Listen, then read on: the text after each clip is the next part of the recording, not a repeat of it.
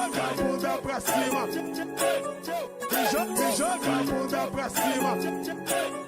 Me joga a bunda pra cima. Me joga a bunda pra cima. Me joga a bunda pra cima. Me joga a bunda pra cima. Me joga a bunda pra cima. Me joga a bunda pra cima. Joga a bunda pra cima, me joga a bunda pra cima, me joga a bunda pra cima, me joga a bunda pra cima, me joga a bunda pra cima, me joga a bunda pra cima, me joga a bunda pra cima, me joga a bunda pra cima, me joga a bunda pra cima, me joga a bunda pra cima, me joga a bunda pra cima, me joga a bunda pra cima, joga a bunda pra cima, joga a bunda pra cima, joga a bunda pra cima, me joga a bunda pra cima, joga a bunda pra cima.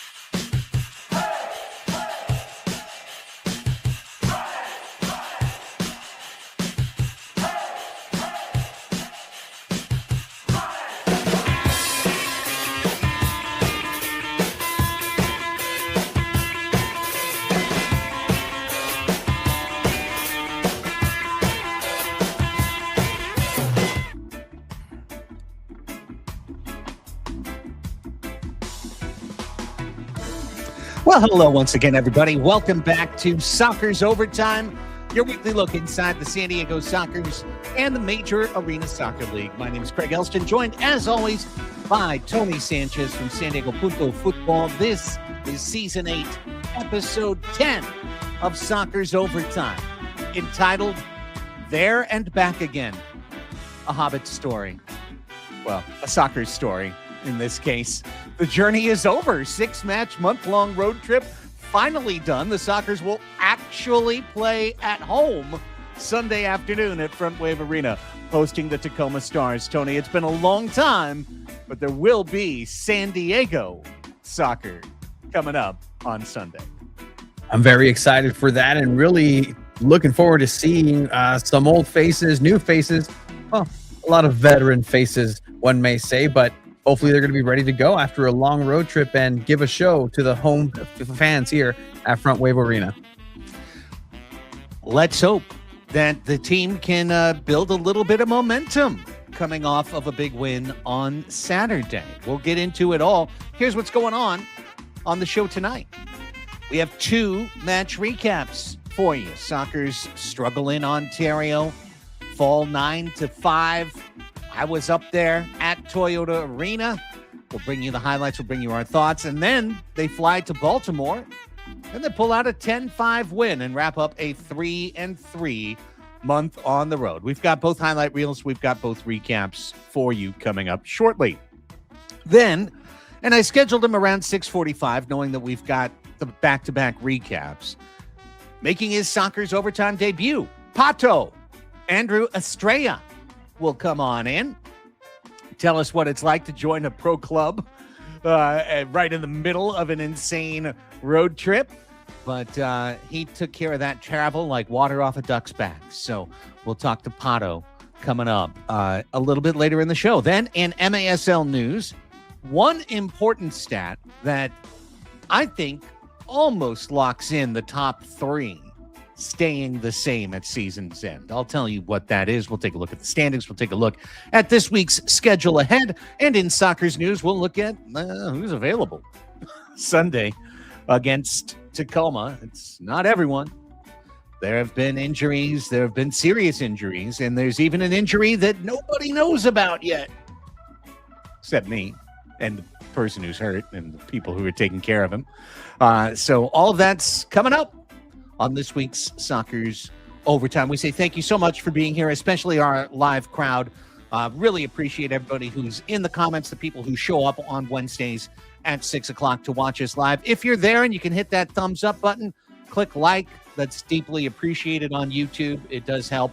If you haven't, click the subscribe button so that you know every time that we go live with this program. If you happen to be listening to the audio version of this show, thank you for being there. Do realize we play video highlights. We have a YouTube show, so sometimes it's better to go to the video version. But nonetheless, please give us that 5-star rating, that kind written review. Anything you can do to help the show, that's going to help us try and draw more viewers and more listeners. Thank you, one and all.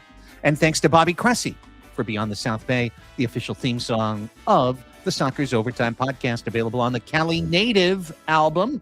You can find it on Bandcamp and buy it there, where he'll get almost all the profits of it. Or you could find it on Spotify. You could find it on Apple Music, wherever you get your songs. All right, Tony. Let's get into it. We've got 2 matches, but first things first, just to say, look, 3-3. And obviously 5-1 would have been magnificent. And obviously 4-2 would have been, preferred. But I think when you look at it in total, 3-3 is a pretty darn acceptable result for a month, which I did this. I worked on the notes for Sunday's match yesterday, Tony, to make sure that I was prepared for this show. So check this out. From January 4th to January 20, as it turned out, 6th, because the team was snowed in an extra day or two in Baltimore, the Soccer's team flew 8 times.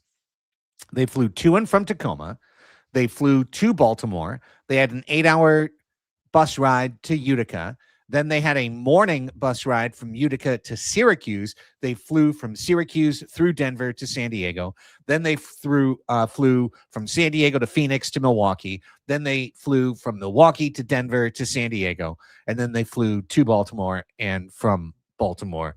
Added up, 14,843 air miles over 20 days for the San Diego Soccers. Almost 15,000 air miles for the Soccers. That's why I say 3-3 seems okay to me. Yeah, and the fact that there's so many players that are still standing at this point, and some players that were nursing injuries, some veteran players, some new players coming in to be able to get victories against teams that you've heard Nick Pereira say, you've heard countless players mention that have been around this league.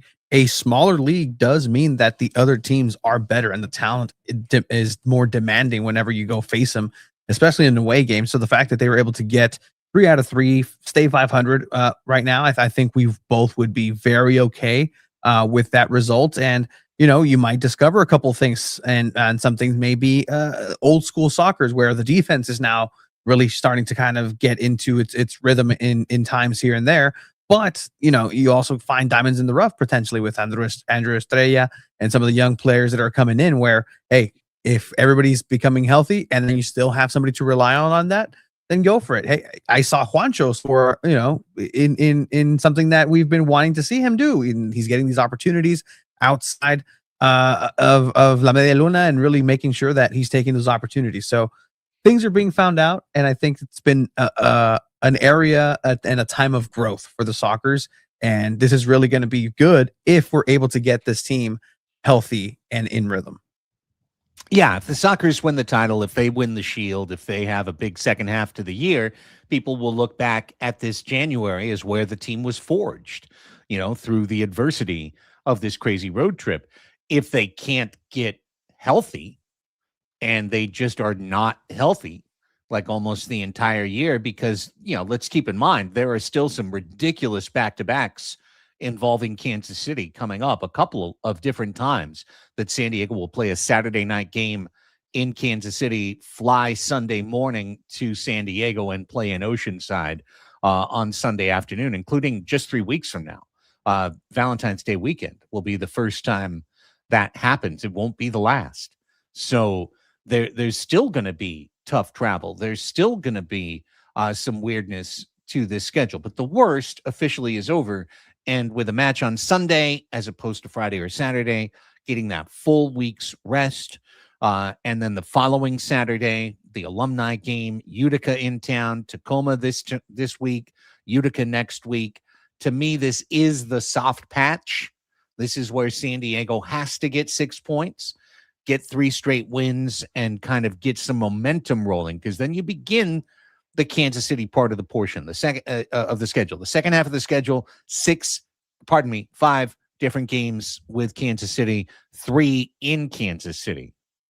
So very, very difficult. Also, just to answer Denine Polly's question, yeah, road trip wound up taking 2 days longer than it was supposed to, because the team had a pre-dawn flight out of Baltimore on Sunday morning after winning on Saturday night. And the whole team was up. They were in the lobby by 3 a.m. They made it to the airport. They got checked into their flight, and then it was canceled. Wow. Oh man. No. Like the worst of the worst that can happen in this road trip is happening. And again, I feel for the players, and all they want at that point is some rest. And if there's one thing that they deserve is the rest that they earned, and they can't get that because it sounds almost silly, because you and I think about it like, okay, big deal. Like, sometimes you're snowed in and you don't go to your office job for the next week or two. You have a built-in excuse, but no, like there's intentional things that need to happen for athletes to recover and be ready. And that's not possible in the way that it was happening. I caught some of the Instagram lives of the players, and they were together with their buddies, but still it's not the best when you're just trying to go home and not be in Baltimore. Yeah. Now, it could have been worse. The worst part of it was they got checked into their flight before it was canceled, which meant they had to spend an extra 2-3 hours at the airport to get their luggage back because it had all been taken. So they had to go to baggage claim for baggage that was never on the airplane, that just circulated through the hallways of the airport, because that's where all of the recovery equipment was. That's where all of the trainer Paul Savage's stuff was. And then they got a hotel airport. There was very close, an airport hotel, pardon me, I just reversed those, and a hotel very close to the airport. And that's where they spent Sunday. And, they watched the football games on Sunday as a team, pretty much down in the bar area of their hotel. And all things considered, I heard from staff that it was, kind of a bonding day. It was okay. It was all right. But then it was the next morning, waking up again at the crack of dawn to go to the airport again, not knowing if you were going to get onto the flight today or whether it was going to be another day of this. And this time they got on the plane, but it was an extra hour on the tarmac as they de-iced the wings. It was an extra hour waiting, like over and over. They got delayed. It took like about 3 hours longer on Monday than it was supposed to for them to get back as well. So just, a little cherry on top. Oh, you've traveled all month?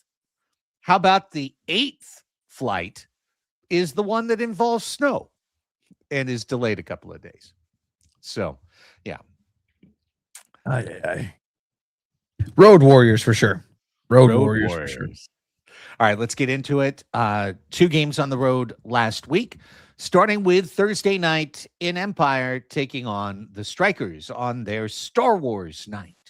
And, the force was against us, I guess. Thanks, as always, to Eddie Trujillo for putting together our highlight reels here on Soccer's Overtime.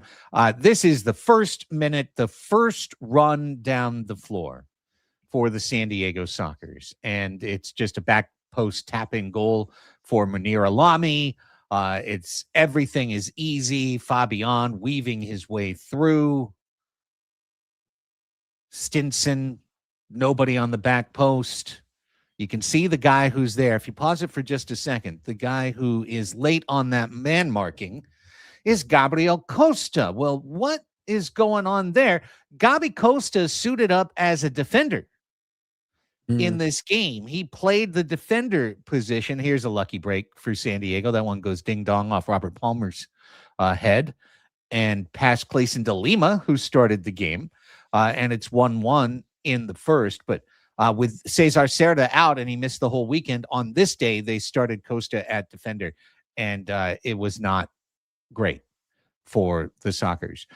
Second quarter continues, and there's another one. That one's pretty frustrating. I think Boris maybe feels he could have theoretically in a different world get that one. Just right in between, diagonally through the entire team, essentially. Sockers get it back on the other side to 2-2. That'll change after that. Yeah, Luis Morales. Nice to have Luis back. Maybe the Sockers can take the lead. Well, Orozco makes a nice little save of the flick there by Nick Pereira. Second quarter, Orozco comes in. They go into the Obasi system, but then another diagonal long shot that just kind of dribbles through the defense and gets past Pardo. And it's 3-2 Empire. Here's Stinson. A screen from Bebe. You can see it on the replay. Bebe doesn't block the shot and blocks Pardo's chance. But then back the other way, Leo drops it off. Mendez rips it home. 3-3. We're on a seesaw here, Tony. It was just back and forth between these two clubs.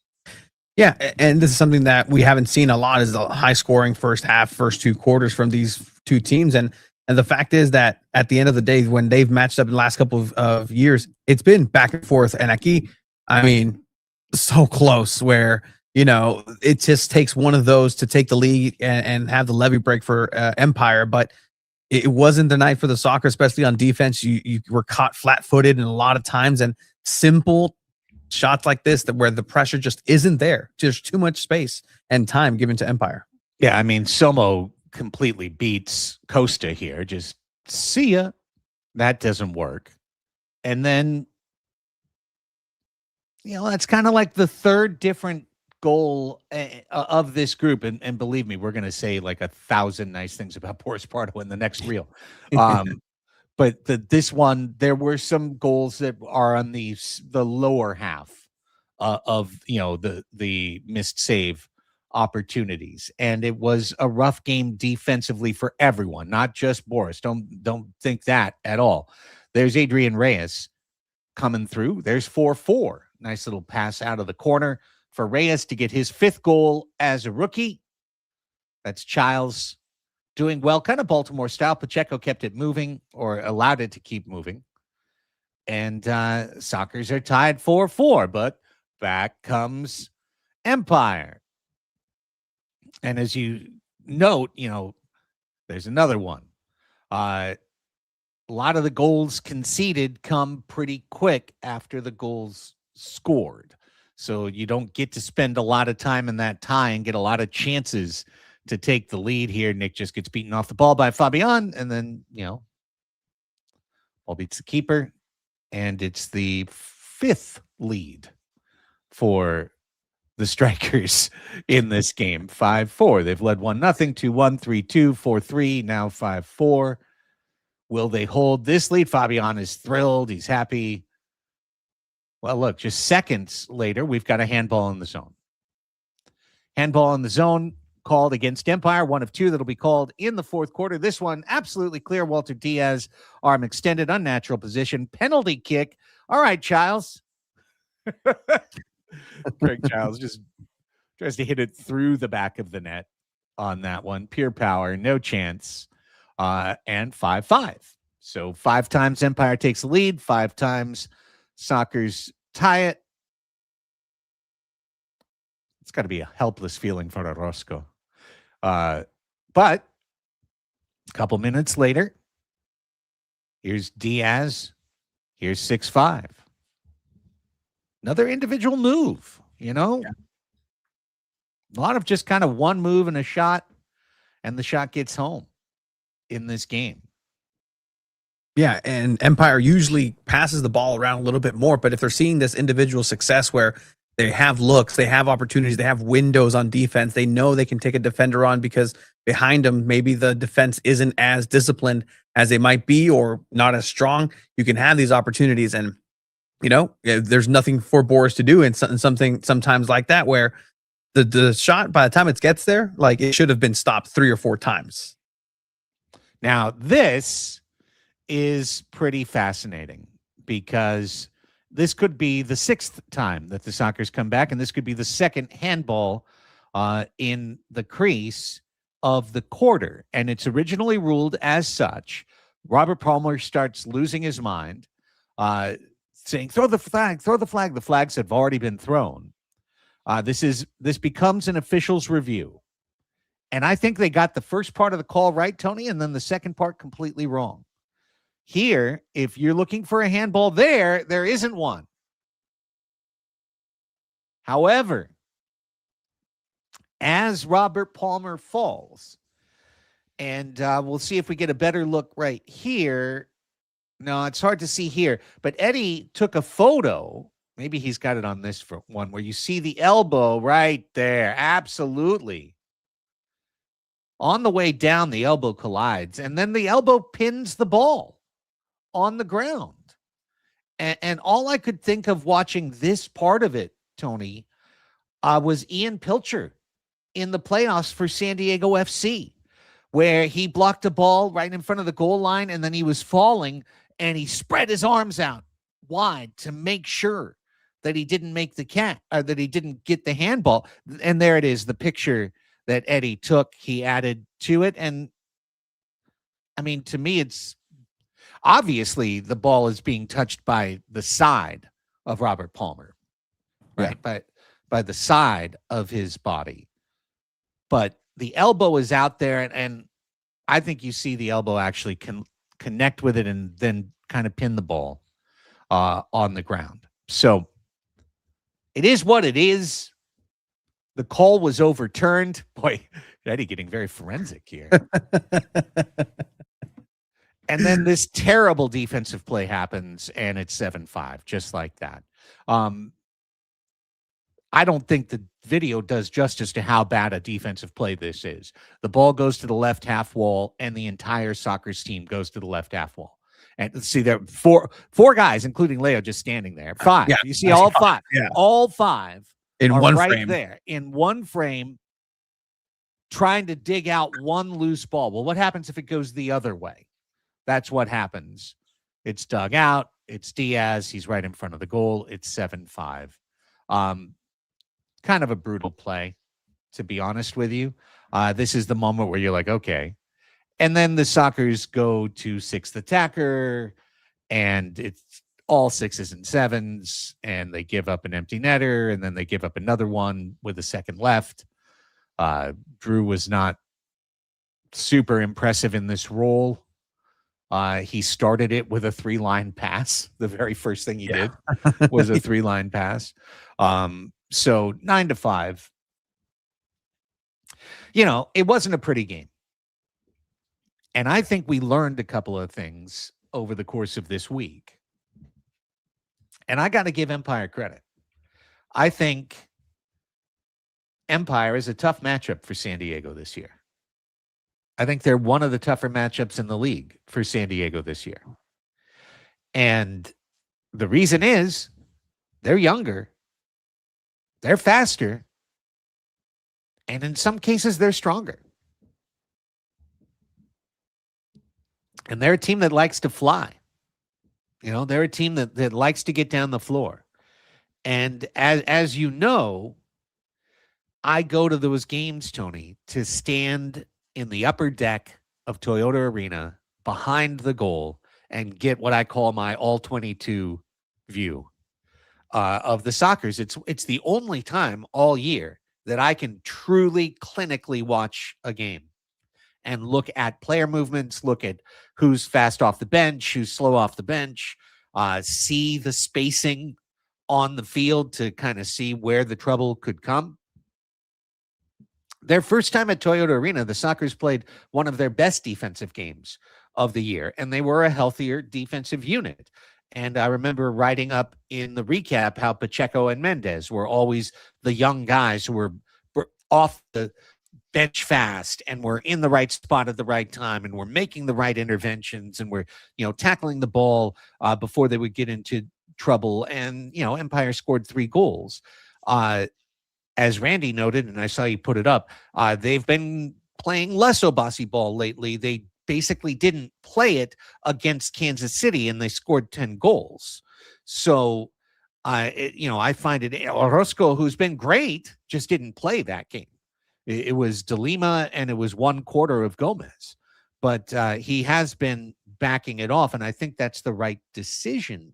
Not that I want Empire to start playing better, but I think that was the right decision. Nonetheless, playing on the full field in a diminished state against that team, I don't think it's a good matchup for San Diego. I think they're going to win some and lose some, and that's where they are now in the season series. They're 2-2. Yeah, and there's a lot of talent with Empire, and we've seen it. And sometimes we've commented on the fact that, because they're going into this system, their skills sometimes don't get as showcased as they might be. We point at Justin Stinson, who is the ultimate individual player who hasn't been shining since Obasi got there. And now he's contributing a little bit more. We saw him contribute against the Sockers. And it allows for the uniqueness of each individual player to really shine. And then you start relying on the individual skill sets, right? Marco Fabian, you get to see him more because it's not dictated upon the Obasi style to get Fabian the ball. That's now a wild card. So essentially, it's a team of wild cards that Empire has, as opposed to this rigid system. Where they're going into pattern. They want the ball. They want to keep it away from the opposition. They're going to have this ultimate 6 attacker option at all times. And at the end of the day, hey, no, let's just specialize with all the skill sets. Let the goalkeeper be a goalkeeper. And what do you know? Maybe you don't have an open net and give up so many goals, or are just running everywhere to go ahead and be the first defender every time you lose the ball. So if this is a turning point for Empire, well, good for them. But if I'm the San Diego Sockers, I need to be prepared for anything if I'm going to face them ever again this season and next time we face them, for sure. Answering Marlisha's question in the chat, what's the criteria for the officials to do an officials review? The first thing is for both teams to have used their flag, and that was the case.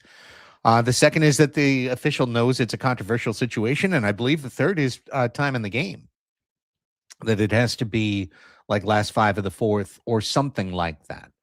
Maybe it's the last 10 minutes of the game, but one thing for sure, because I remember seeing it again this year, is that both teams had to have used their challenge, and both teams had used their challenge. Or maybe the aggrieved team has to have used their challenge. In other words, they can't have the opportunity, for the challenge to be made.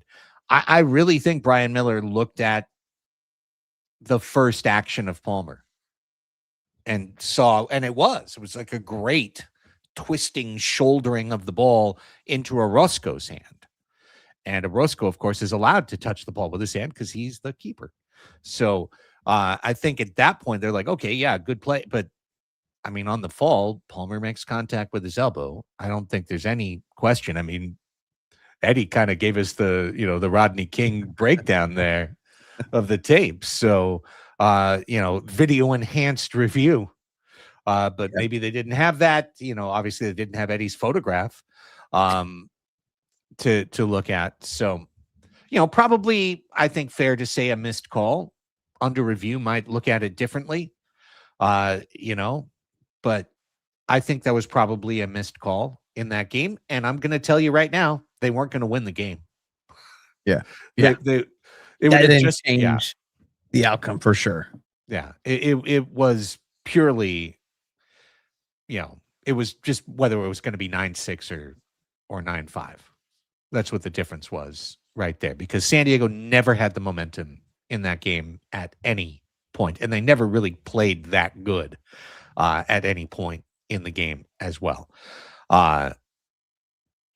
With that, the team then the next morning flying out, right? They flew out of North County. Actually, they flew out of Palomar instead of flying out of Lindbergh. So little less travel for the Sockers on that little piece of it. And they flew into Baltimore. Oh, and before we completely abandon Ontario, in the second quarter, Luis Morales twisted his ankle, limped off the floor, and did not return and did not play in Baltimore. And in the fourth quarter, Taylor Bond jumped over the boards and hurt his ankle and foot area as well, severely, and is out long-term for San Diego this year. He was the guy that was doing it. He was making it happen this year. Like, if you look at a soccer player that may not, he was performing outside of, I don't want to get this wrong, but the war. I mean, baseball over. And sometimes but he was definitely that guy, and that hurts. That hurts to see that. Not just for the team, but for the guy. Like that hurts to see that happen. And Pacheco took a yellow card in the fourth quarter. So there was a point in the fourth quarter that the Sockers were 13 on 16. That they were down to 11 field players to Ontario's 14 field players. And when you already are the older, tired, slower team, and then you lose 3 guys, it's just that's where they were. That's where they were. It was a very, very difficult situation. And it didn't augur well, frankly, for the final game of the road trip. You said, okay, all of this happened. The team took a 4-goal loss. They've given up 19 goals in 2 games, which is ugly. They've gotten blown out twice in a row on the road. And now they're going to fly across the country to take on the Baltimore Blast. But here's the good news. There isn't a single arena that fits this old team better than CQ Arena. I mean, cut 50 feet off the floor that we don't have to defend. Let our skill players get the ball on throws from the goalie. It's just a giant. Yeah, we fit CQ like a glove, Tony. Yeah, it's just a giant pivot for these players. You stand there and just turn and pass it that way. You stand there, receive, and shoot. Move here. Like, it's just a giant pinball machine, and these players must have loved that. And you can tell, especially the way that this game ended up turning out. 4th straight win for San Diego at CQ Arena. Let's roll in the tape. And they've scored 8, 9, 9, and 10 goals in those 4 games in Baltimore. And right away, Boris Pardo put to the test, and he was just dynamite the whole game. Meanwhile, on the other side, Julian Rodriguez didn't start. George Navarrete did, and he had a howler in the first quarter. There he tried to give up a goal. Didn't happen on the bad pass out. Boris makes a point-blank save on the other side. Boris makes 4 saves in the first 4 minutes. There's the third one crashing in, just setting the angles, less room to defend, shorter angles. There's the 4th save. Now, Leo, little drop off as I remember it. Yep. And Juan Salazar deflected off of the defenders, Thompson into the net. Nothing Navarrete could do on this one, as it was 1-0. And that's 2 goals to his last 2 starts for Juan Salazar. Very nice for a guy who continues to try and find his way into the lineup. One thing's for sure, that left foot's for real. Yeah, no, and that's with the transition from an outdoor player to indoor, where you see it with Adrian Reyes as well. Like, those shots are very well placed and very powerful in a very short time, but it's just getting those opportunities and confidence as, I don't know what's going on here, man. ¿Qué pasó? I mean, this is literally off the next kickoff after that goal. The ball goes to the wall. Callahan has a nice press. It goes back to Navarrete. Navarrete just lets 2 guys be around him, steal the ball, push it through his legs. It's 2-0 seconds later. The big save by Navarrete. Now the team's kind of feeling it. What a pass by Costa. Spinning out of nowhere. So you don't feel like, oh, not a complete howler. Look at this. Navarrete not only makes the save, he throws it all the way down the floor, and the shot gets off. But then Tavoy gets pulled down. Whistle sounds. Free kick. You get this in-tight free kick at Baltimore. This would be inside the semicircle in San Diego. And then Pereira just goes boom. That's just a veteran move. That's just a know-how. Just, you're going to jump or you're not going to move. I'm going to just shoot it at you and see what happens. And Navarrete didn't handle it great.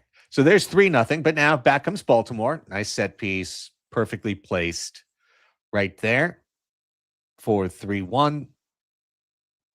Guevara of Baltimore gives them one back. They're going to get a second back. Nelson Santana playing in this game, about to celebrate his 48th birthday.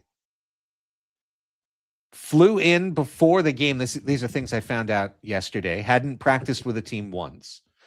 Two of the key defenders, 3 defenders overall for Baltimore were out. So while we talk about our injuries, let's talk about theirs as well. As Estrella, our upcoming guest, gets a nice simple feed, turns and has the time. I mean, this is just about having the time. Baltimore's supposed to be man marking closer than this, Tony. And instead, if you let somebody right in front of the goal touch, turn, shoot, you're going to give up some goals. But having said that, give all the credit to Pato. I mean, he got that shot off quick. Yeah, it was all one motion, right? He receives, he looks up, he starts the shot in one stride and takes a step forward. Like, it's just one move, and that pivot action is just very incredible to see. And hopefully we get to see more of that. And I'm impressed by these young guys. There he is again for 5-2. Now, Adrian Reyes didn't score in this game, but the highlight prior was him racing back on a track back to block what would have been a tap-in goal for Baltimore as Pardo was coming over. So incredible stuff from both rookies once again in their 6th game, all road games as a soccer. And their Pereira just, I'm down here, flip it back, little back goal, 5-2. Tough half for George. There's Santana. He was looking for a stepping stool to get up on those boards. Nonetheless, Nelly knows what to do. Yeah, to the near post to Boris. Yeah, but it's a good shot and, low driven right there. And you can almost hear him go up there.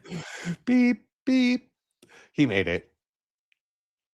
Missed opportunity for Baltimore right there. That was just a scuffed chance at a goal, and then great save, and then pinball. And it's in. 5-4.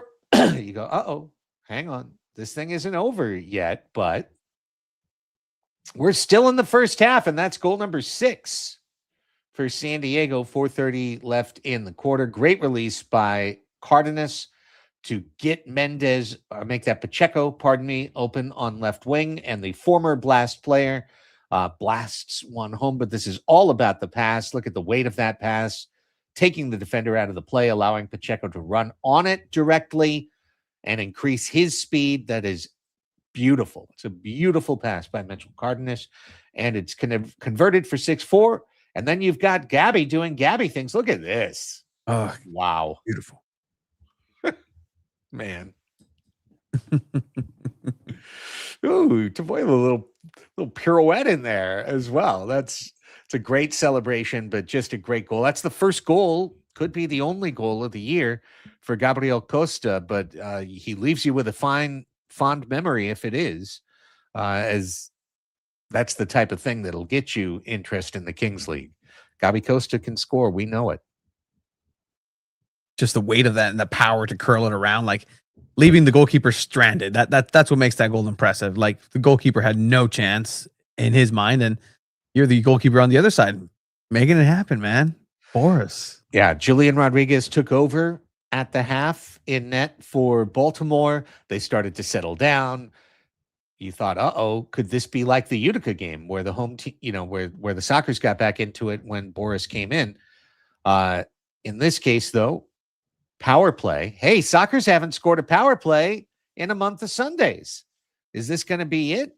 Nick Pereira's out top. We're missing half our guys, but Costa's on the unit. And so's Pacheco. Ha ha! Goal.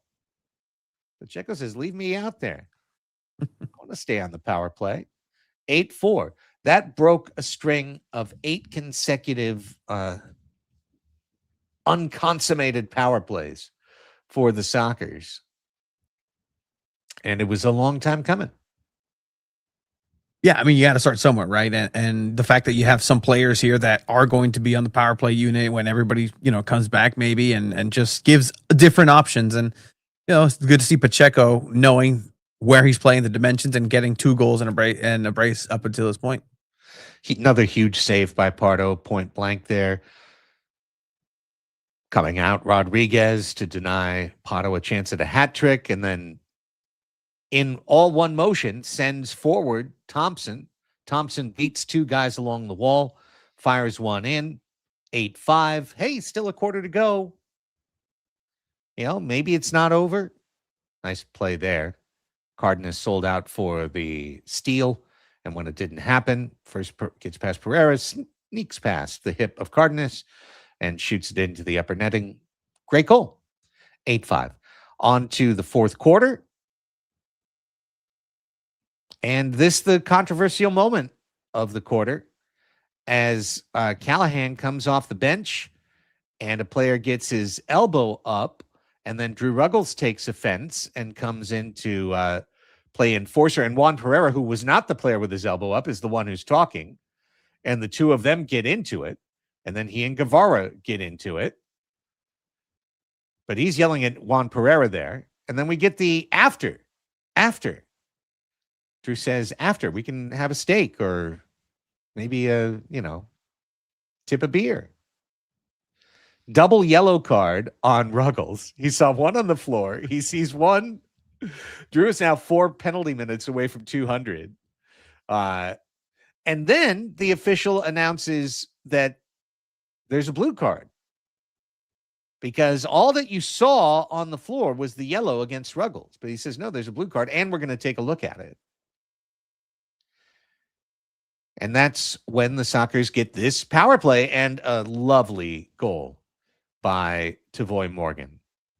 Morgan using the outside of his right foot for a little toe poke instead of turning to a volley, which is what the keeper expects at that moment as he's reverse pivoting to his left, shooting it with the right there. A big shocker. But it's a second straight power play goal. And, of course, the guy that is just making this stuff happen is Leo, who now has 10 assists to lead the team. This was a 4-assist game. 6 has been his career high in a match, but a lovely 4-assist game for Leo and 2 straight power play goals. And then here's big save and bigger celebration, Boris. I don't know what Chavez said to get him so mad. It was wild. The seconds tick off. Sockers really were clinical on possession, and Mendez gets his chance and tips it home. And it is 10-5. San Diego takes care of business. No more goals for Baltimore. They get shut out in the fourth quarter. And that was the first shutout quarter for the Sockers since the 11th in Utica, when they had back-to-back. They gave up goals in all 4 quarters in Milwaukee. They gave up goals in all 4 quarters in Empire. They gave up goals in the first 3 quarters in Baltimore. Of course, you expect to give up goals in Baltimore. And a shutout quarter to wrap it up. What a way for the Sockers to end the road trip. A 10-5 win, a delightful win for San Diego. Yeah, and those are these victories, these games that, if they were to lose or just, have trouble, you'd really look at the Sockers and say, okay, maybe there is something going on. But these are the games that are almost just the refreshers for the Sockers, where you have to go ahead and take care of business in those moments. And they do. And you get to see, again, the individuality of everybody else, but also a testament to how good the young guys are playing. The veterans are putting them in those positions. You see Nick Pereira doing Nick Pereira things up in Tacoma, right? He may not know who's near him or who's on his team or who he's passing it to, but he knows the the the expectation that somebody has to be here, or this player has this strength, so I better play to that strength and cater to that. And the veterans are really coming up to that again. That beautiful pass by Cardenas, just knowing, hey, go get it. Like, we'll see if he can make this happen, and does a fantastic through ball across the entire floor. Uh, but no, it's good to see that the Sockers are being able to be cohesive and connected in such a way with new players, with players who are obviously putting a lot of miles and have every excuse in the book to just say, you know what, it wasn't our day, it wasn't our trip. We're gonna be back home next game, and we'll turn it around then. Nope, they went into Baltimore at least and made sure that they did the best that they could, and they were rewarded with extra days in Baltimore. Yeah, right. Hey, thanks for the wins. Here's a couple extra days of your hotel points as well. But it just bears repeating as we get ready to bring up Andrew Estrella that for everything we had to say about San Diego's defense and maybe some goals going in on Thursday, Pardo wins that game for San Diego. There were several point blank chances that would have been goals that if they're scored, you say there's nothing to be done. But those saves kept it from being 8-8, kept it from being a situation where Baltimore either took an early lead because they had the first four chances of the game. Sockers get 5 in the first quarter, but the first 4 chances were all Baltimore. So if 2 of those go in, the Blast are feeling it. Now all of a sudden things could have unraveled completely differently. So a 22 save game in the pinball machine. The flippers were working for San Diego, and Boris is the flippers in the metaphor. So great stuff. 1-1, 3 points on the week. Now let's welcome in one of the 2 rookies who have been killing it for the Sockers. A couple weeks ago, we had a chance to introduce you guys to Adrian Reyes. Now let's welcome in Pato, Andrew Estrella, joining us. What's happening, Hello, Andrew? How are guys. you? Hey, how you doing? I'm good, and y'all? Doing great, man. Really appreciate you coming on and being a part of the team and being a part of the show. Of course. Thank you for having me. Thank you. Well, let's get into it, man. You've gotten to play 6 games already for the San Diego Sockers, and not one time have you been at Front Wave Arena, which is the backdrop for this interview behind you. How excited are you to get a chance to play at home on Sunday? I'm excited. I'm excited. It's been a long month, to be honest. Everybody's keep asking, like, oh, when do you play at home? When do you play at home? And I keep telling them February 1st, guys, and just looking forward to it. Playing in front of my friends, family, and home crowd, and it'll be awesome, honestly. And I mean, you talking about playing at home now, but you've been on this long road trip. We've talked with Reyes about it. Like, what has it been like for you, this long road trip all the way to Baltimore and getting that victory against the Blast? It's been awesome. It's been definitely tiring because of it's just back-to-back weekends. But it's been really surreal for me because I haven't really traveled before this, so I've been enjoying every single moment, no matter how tiring it is. And it always feels better when you get the win because when I don't know, I think last week when we went to Milwaukee, we are all kind of sad. Felt like we could have took the dub, but just didn't work out. So the rest of the trip was kind of like we are all gloomy, but then we cheered up as the night went on. You started off training with this team before you signed. And hmm of course, most of the time when you guys play, you'll play at a place like Eki YMCA hmm up in Encinitas, smaller fields. Did you hmm feel a little more comfortable playing in Baltimore, given that just the dimensions wise was probably a lot more like what you had in practice? As I think the signal might still be on a flight delay. Yeah, there we go. I'm sorry, my alarm went off on accident. Oh, no worries. No worries.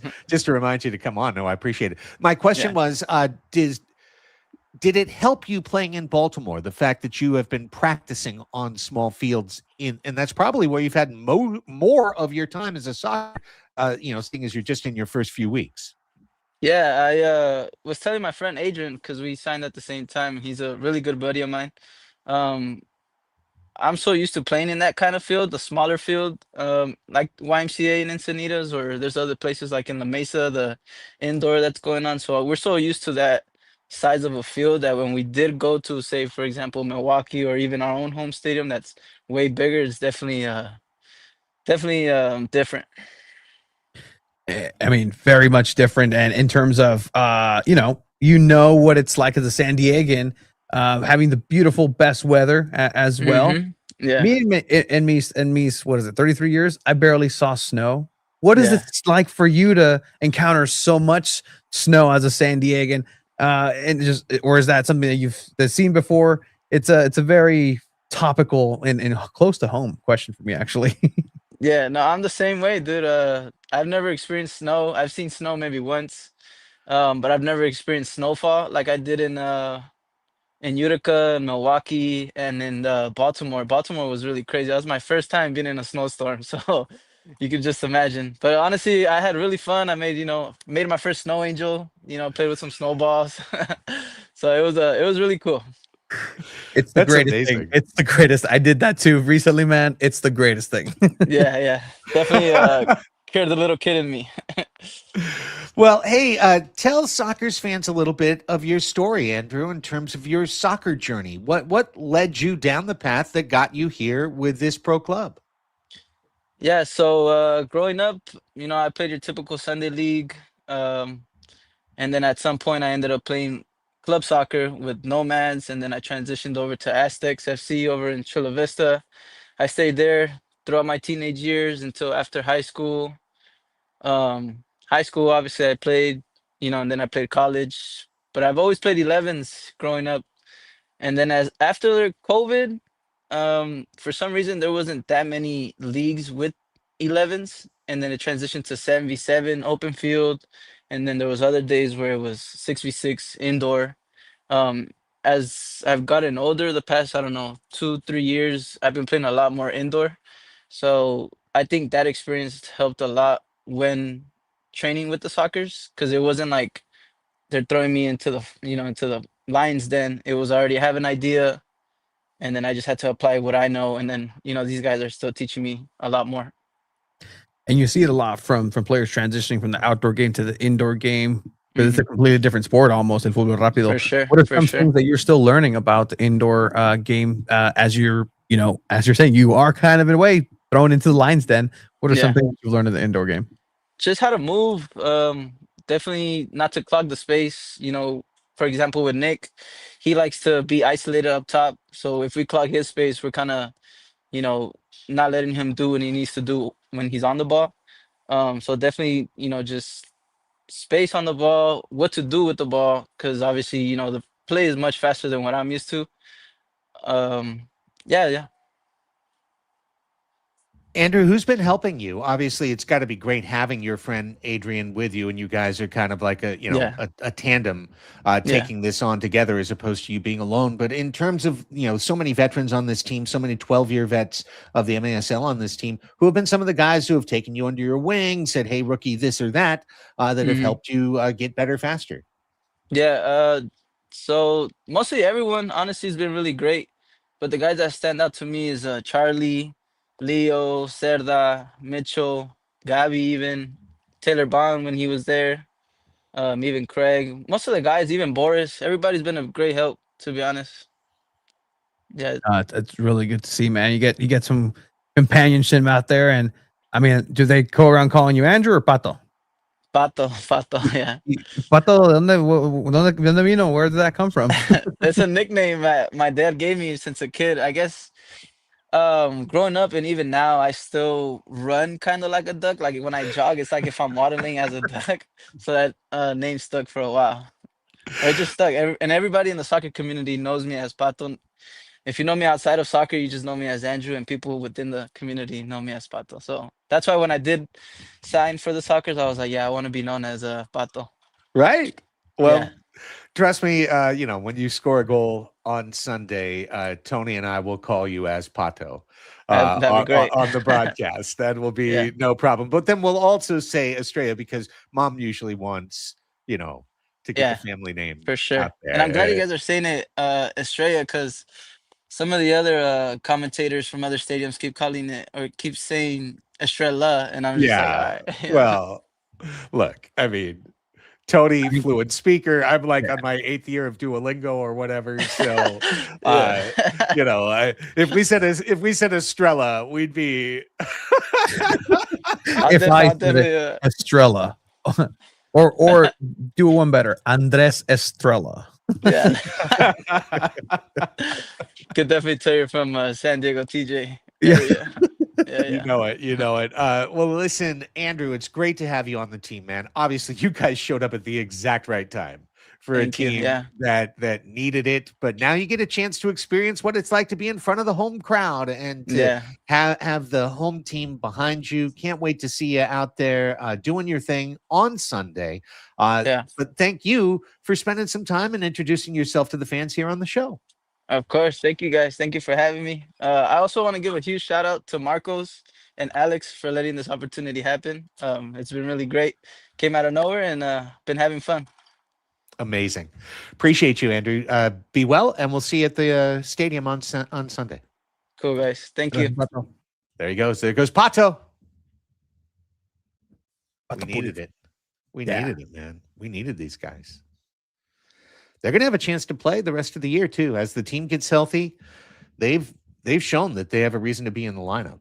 And the Sockers need the youth. They need the work rate. They need the guys who can just run around.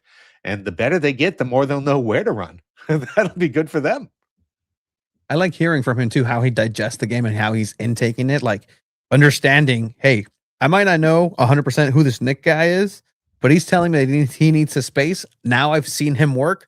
Okay, that's why he needs a space. Now I find myself on the floor where I need to based on his needs, because clearly he's the one that's pulling the strings. And just to be able to recognize those things is really high level stuff. And it might not seem like it, but to understand it is one thing, but then to execute it as they've been doing it, Pato here specifically, like it's a testament to their talent and really what's to come for the Sockers. And if they are able to continue on this path, I'm liking this new generation, these new bloods that are coming in.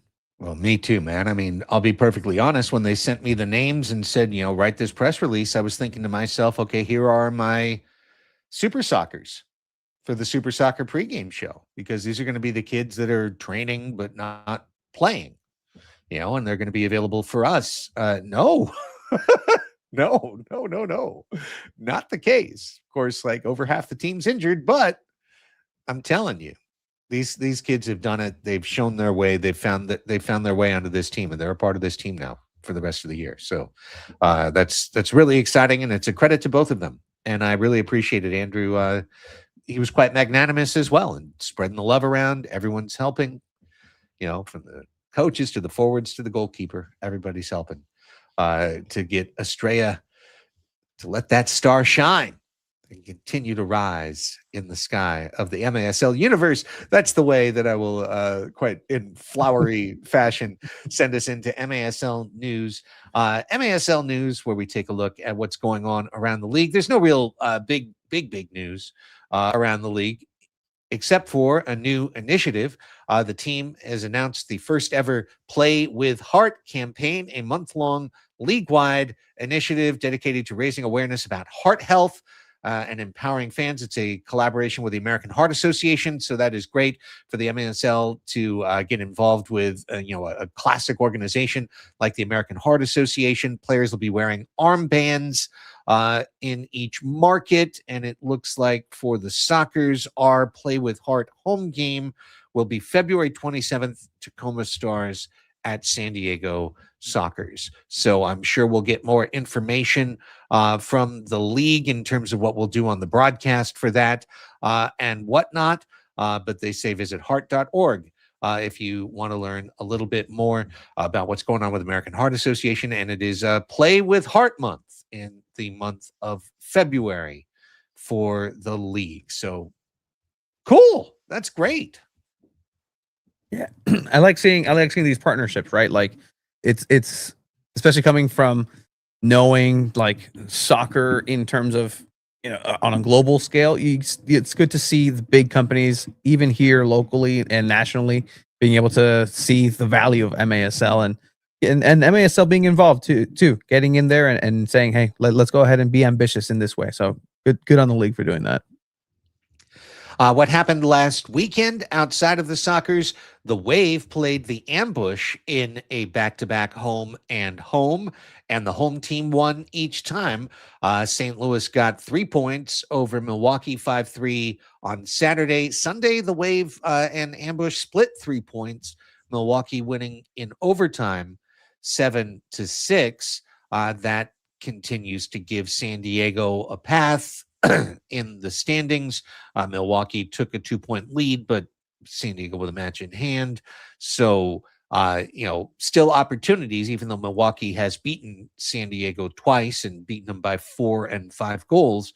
Doesn't mean San Diego can't go ahead and find that path to not only second place, but to first place. Also, Utica went to Tacoma, and Tacoma won twice. Once in overtime, 7-6, once in regulation, 8-6.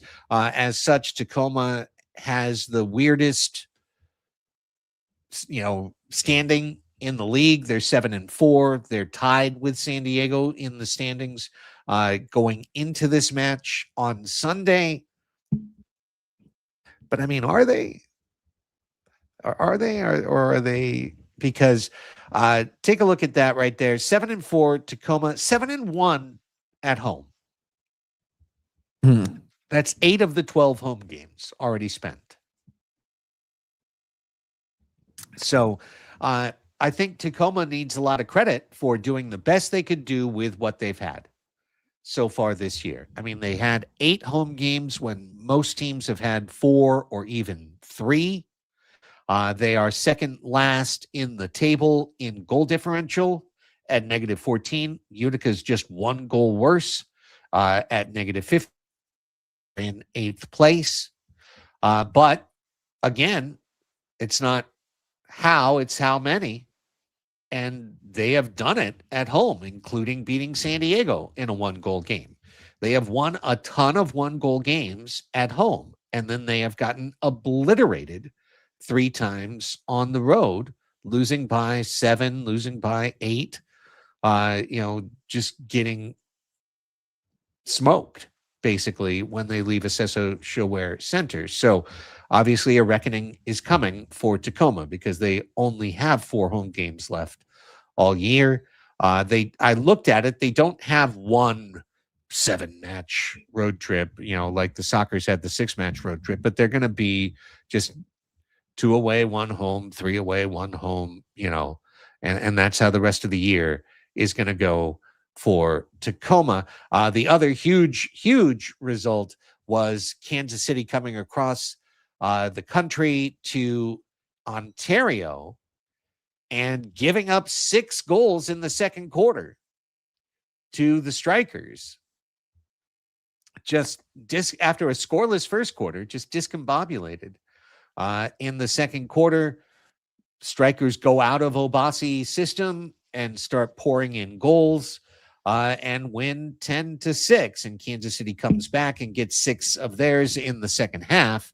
But trailing 6-0 at halftime is a pretty tough way to win on the road. And Kansas City does not. So the league continues to accordion. It continues to compress. These 8 teams don't have a ton of space between themselves. So why would I say, Tony, that I believe the top 3 are going to stay the top 3? That there's a number that tells me why they're going to stay the top 3. Can you see it there as we I'm doing it by Sherlock Holmes and Watson thing, but like as we look at this, can you see what I'm looking at?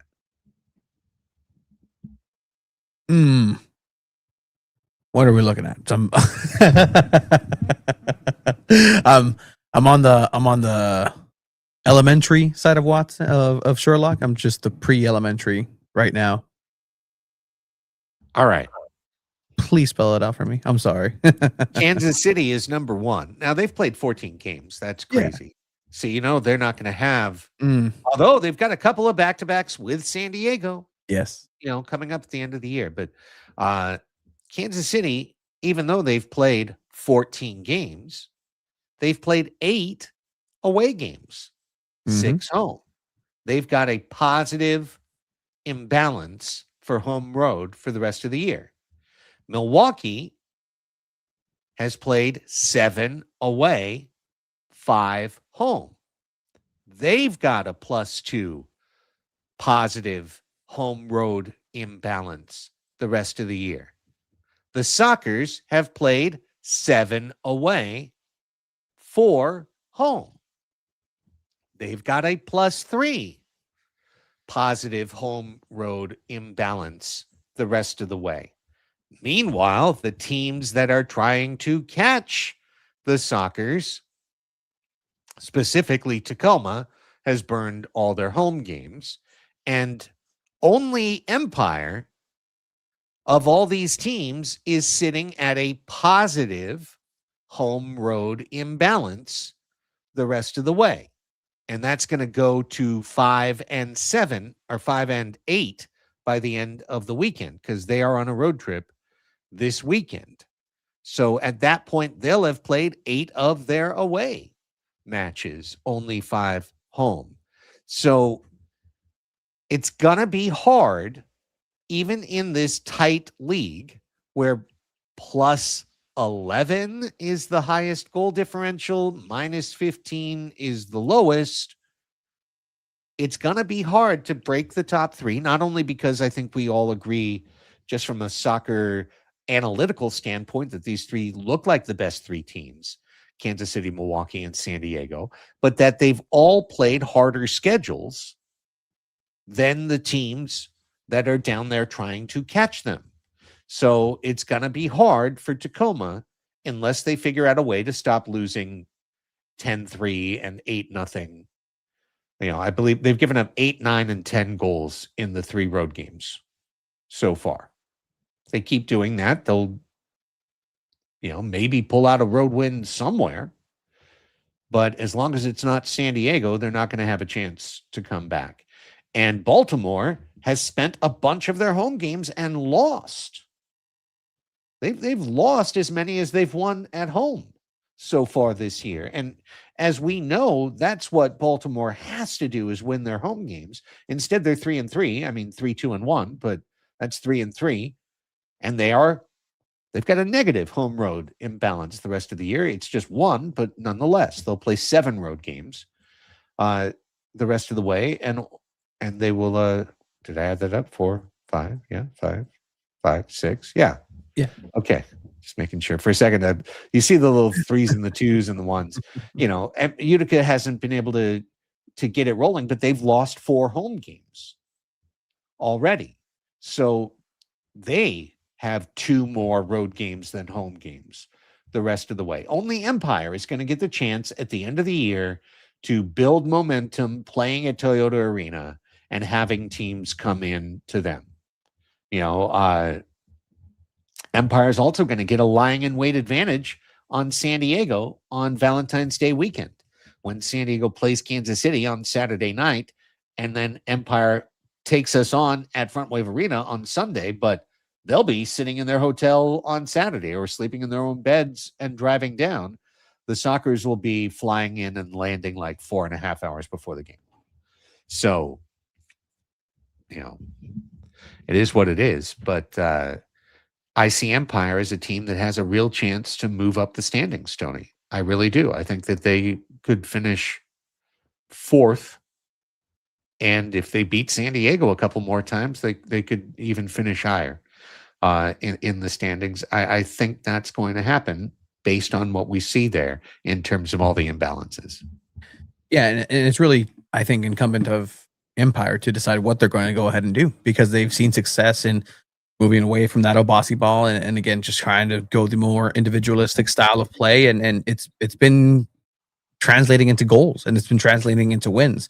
So if maybe they go ahead and play the hot hand as they have been and they ride this wave of momentum, then that's going to go ahead and happen sooner rather than later for Empire. And that's something that even with the style of play that they were doing, that they were always a team.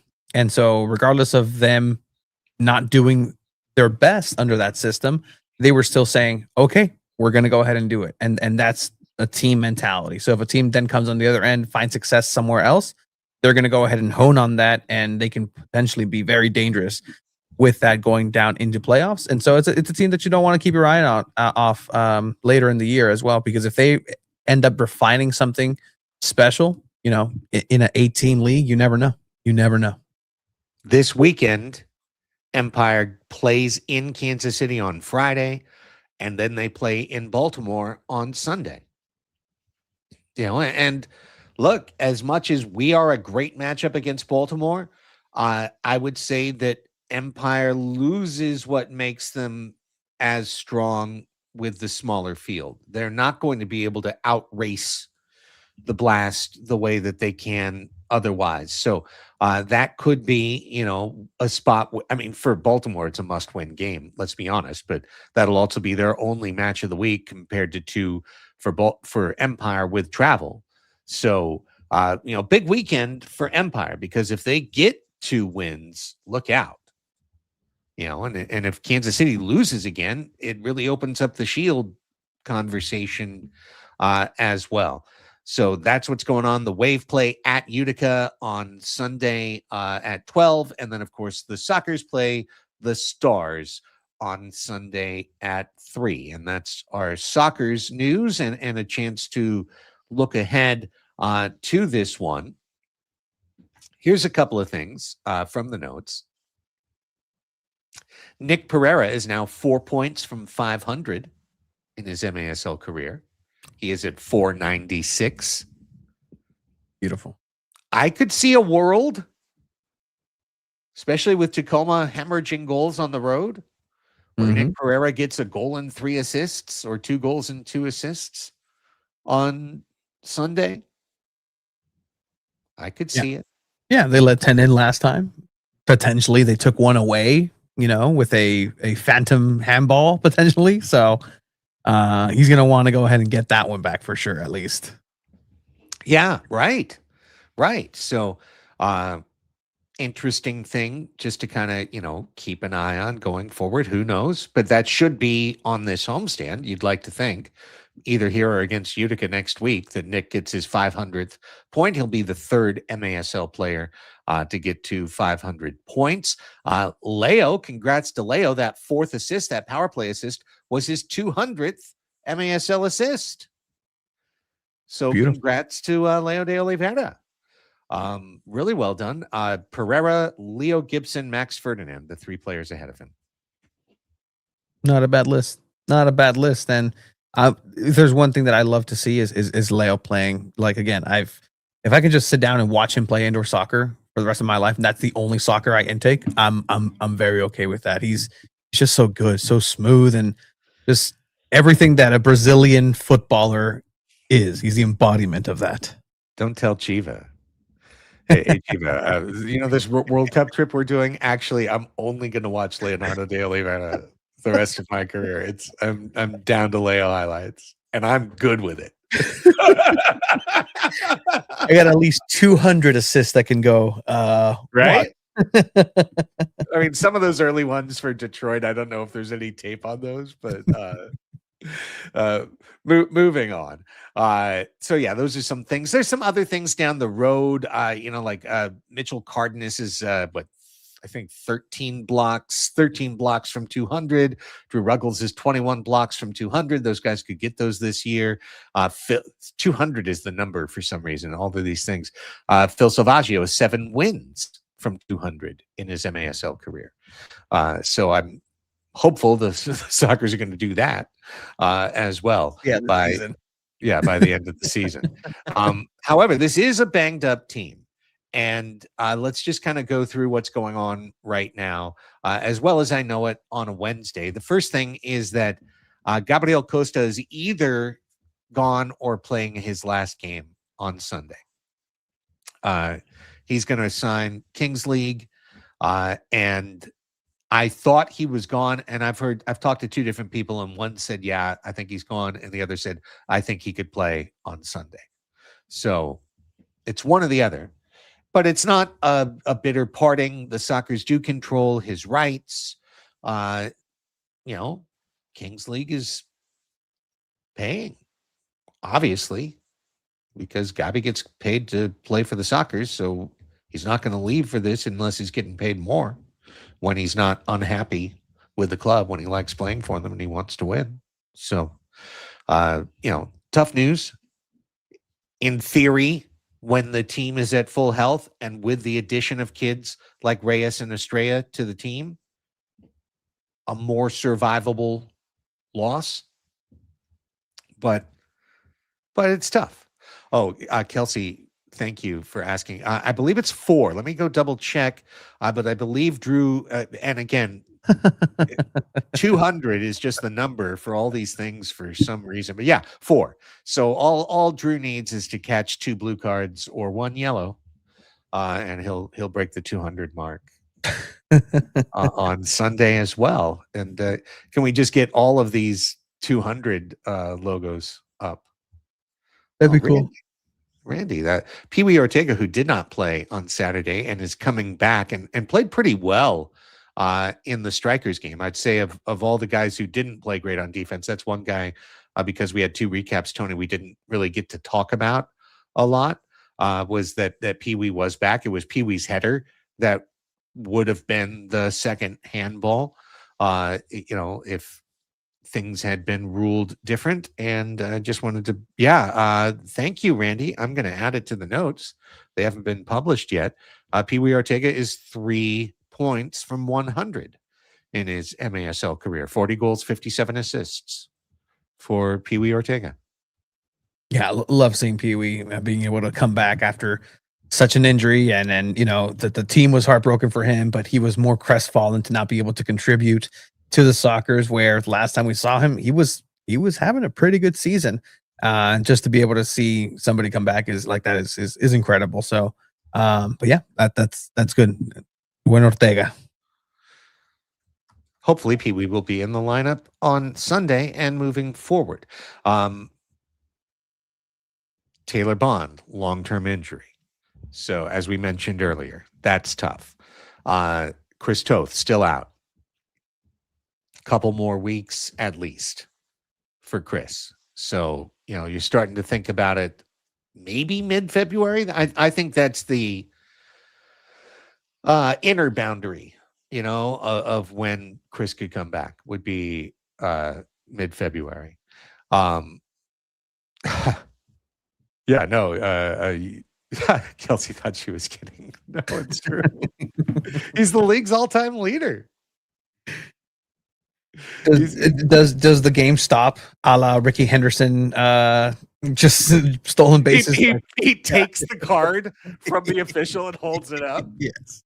Today, I am the most penalized player of all time.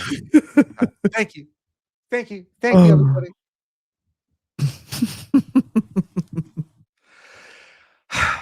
2 guys who will be back, but I don't know if they'll be back on Sunday, are Cesar Cerda and Luis Morales. Morales suffered a pretty nasty ankle injury. You don't want to re-injure it. Cerda, hamstring. You don't want to re-injure it. Charlie, probably back.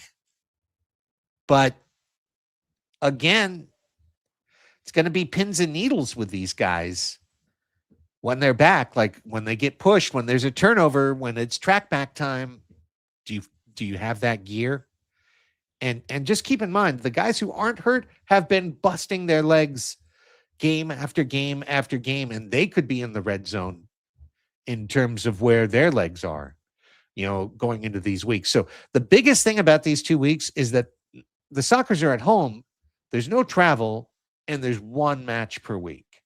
I think that's the biggest thing, is they just need recovery. This whole team needs recovery. And I think they're going to probably play on the side of caution Sunday against a Tacoma team that they probably feel, with the skill players they have, they can defeat either way. Why push a Morales if you can wait a week and get him a little bit better off? And we mentioned Bond. Raymond is still out. Felipe is still out. He's trying to get back, but he's still out. And let's hope he's not out, but Sebastian Mendez will have a cast on his arm Mm. that'll be put in place, I believe, tomorrow, because he blocked a shot and suffered a broken bone in his arm. That's It's crazy, right? It's like Actually- everybody. It's like everywhere you look. yeah. Everywhere you look. We call it gajes del oficio in Spanish. Essentially, that's just the gouges that you take because of your profession, and that's what it is. That's what it is. It's just playing the game, and it happens. But I don't know. Is there a monkey paw situation here that somebody like, hey, we're gonna be the Sockers of old and come back and have a great postseason, but it's gonna cost you.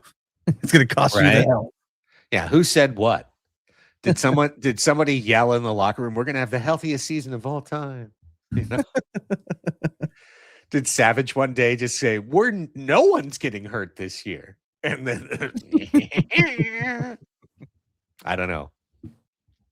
I don't know what happened, but I do know that they played a ridiculous road schedule, and that AI shouldn't make schedules, that even when AI makes schedules, league officials shouldn't rubber stamp schedules that involve teams traveling like this in leagues like this. It's one thing to have the chartered jet that is waiting on the private runway and takes you with a catered chef aboard that is creating nutritional meals for the team, while there's a row of 8 different leg fixers in the back that everyone, that are built into the plane that everyone can get into.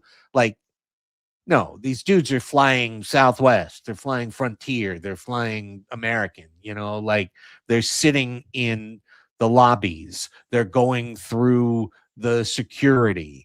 They're when the plane gets canceled, they're sitting around the airport 3 hours waiting for their bags. They're going to, depending on the league partner, 2 and 3 star hotels, not 4 and 5 star hotels where everything's waiting for you and everything is perfect. Like, this is hard travel. This is the kind of travel that would make you and I sick, that would make you and I deflated and broken down and undoubtedly catching 2 different illnesses, going from sun to snow. Just think about that.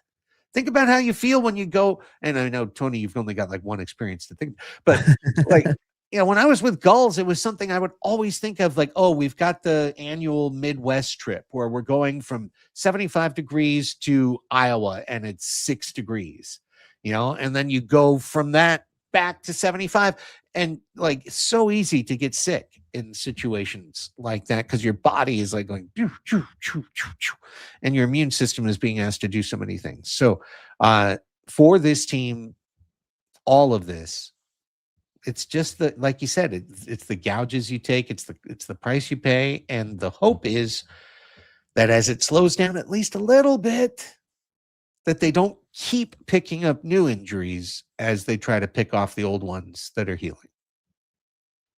Yeah, and I mean, even so with the young, wide-eyed kids that are, loving to travel, right? Like he mentioned, Pato's like, no, I'm tired. Like, this is grueling. Like, this is cool. It's fun, but it's a tough experience to go through and to go to these different places, decompress the body. It's just tough if you're not playing soccer and you're playing high soccer at the highest level in close quarter situations and getting results and asked to make results and asked to defend the winningest crest in the league. It's a lot of pressure, and I'm proud of the players that were able to move forward and manage this road trip. And hey, hopefully you're rewarded with I don't want to say cushy, but a cushy home stand, and starting with Tacoma, and hopefully those players are going to be lit up because we've talked with Estrella, we've talked with Reyes. They want to play in front of their families, their friends. Like, this is something that they're looking forward to and are pumped up to do. And to pump up a player like that, it's sometimes hard to do once you're in and out, and just it becomes a job for the players as well. Like, this is their job, but they're pumped up to be able to be here at home, just like I'm sure a lot of the players and the veterans are pumped to not have to travel too far from family. Yeah, it is a harder run, though. I mean, I think it is not a surprise that Estrella got a 2-goal game at Baltimore and Reyes got a 2-goal game at Baltimore. That's playing at practice. Playing on the plush blue turf of Front Wave Arena, where it's a little bit harder to get that ball rolling. It's an adjustment as well, but I can't wait to see those guys out there and to see all the fans out there as well on Sunday. Remember, it's a 3:00 kick on Sunday, which means warm-ups will start at 2. Autographs will be signed starting at 2:35 for 5 minutes, and then the Super Soccer's pregame show will begin at 2:40 on Sunday. So make sure you're there by 2:15, whatever, certainly in your seat by 2:30. If you've got kids, if you've got family, if anyone wants to get an autograph from our club, from Tacoma, make sure they're down on the rails at 2:35. So down there by 2:30. So they're ready at 2:35 because those guys will go sign for 5 minutes. And then, the Parade of Champions will be on and we'll be underway. And Tony and I will be live on MASL TV on YouTube, along with the league gets fed out. I went on Prime Video a week ago, and it was right there under the live sports offerings because it was Undefeated Network, maybe. Okay. Or Victory Plus, or it was one of those ones that I copy pasta onto the preview every week. Like we're on YouTube, but we're on, hang on, I gotta go look them up. I should know this. Domestically on YouTube, as well as supplemental coverage on the National Soccer Network and Victory Plus, and international coverage on Sport World, Fox Sports Mexico, and the Unbeaten Network. And I think it was the Unbeaten Network that was getting fed through as one of the menu options on Prime, and Prime doesn't have a dozen sports things, so it was like on the first page was, hey, would you like to watch Baltimore Blast indoor soccer? I was like, sure. Yeah, MASL on their highlights are actually showing some of the Fox Sports in Spanish calls. I don't know if you've caught that. Like that there's Spanish broadcasts that are being sent over, and it's fully in Espanol. So, if that's something that's available for you and maybe want to check it out. Check it out. Well, we'll be there on Sunday. Hope to see you there as well. And that's going to bring an end to this episode of Soccer's Overtime. There and back again. Do you know the reference, Tony?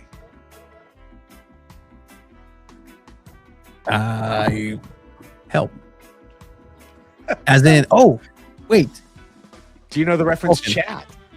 What? Tolkien is exactly right. Gotcha. That is the name of the book that Bilbo Baggins writes. Yes. When he gets back from his adventure. And There and Back Again was the original title of The Hobbit, the first book, The Hobbit, as opposed to The Fellowship of the Ring or The Two Towers or The Return of the King or The Silmarillion or any of the other greats of J.R.R. Tolkien. There and Back Again, a soccer story. All right, Tony, let everybody know what's going on at SanDiego.Futbol. Well, we have media coverage for all the biggest teams here in San Diego. And as of recently, we've been accepted as FIFA journalists, and we're trying to complete the dream for Two Balls and a Mic to go to the World Cup. So we are asking for your help to get us there. Our city put us in this position, and we're ever thankful for our GoFundMe here to achieve our World Cup dreams. Incredible. Just thank you to everybody that's already donated. It's honestly humbling. Like it's incredible. Check it out, SanDiego.Futbol, for all the links for that. And really, that's the only thing we've ever asked from anybody. Hey, help us out if you can. And of course, the work continues, including tomorrow when Tony will join myself and Alex Pena and special guest Cesar Hernandez for Chromaniacs, the SDFC weekly podcast. We've got a match to preview because next Tuesday SDFC hosts Pumas in the CONCACAF Champions Cup. First leg, first game of the year. So we'll be talking about that and previewing that. Look for it Friday morning. Essentially, we're recording pretty late on Thursday, so either very late Thursday night or early Friday morning. Check that out. Padres Hot Tub, we've got a new show out talking about the Yu Darvish. Did he retire? Did he not retire? We've actually done a fun thing the last couple of weeks on the show, drafting all-time Padres lineups out of their 21st century non-playoff teams. So take out the very best years. And 2 weeks ago, we did a starting 9, and this week we drafted pitching staffs. So find out whether you thought my pitching staff was best or Chris's or Rafi's. Check that out on the latest episode of Padres Hot Tub, and you can support our Patreon, patreon.com/Padres Hot Tub. Get bonus shows, post-game shows, access to our Discord. It's actually probably the best media deal in San Diego for $5 a month at patreon.com/Padres Hot Tub. Don't forget to follow us on whatever. Follow us on whatever. 619 Sports and Life, at Tony Sanchez, at SanDiego_Futbol, blah, blah, blah. Social media corrupting the world. But follow us there. I put up pictures of my dog and me sometimes. And that's it. Thanks to Andrew Estrella for being here as well. And thanks to all of you. For Tony, I'm Craig saying, go Sockers.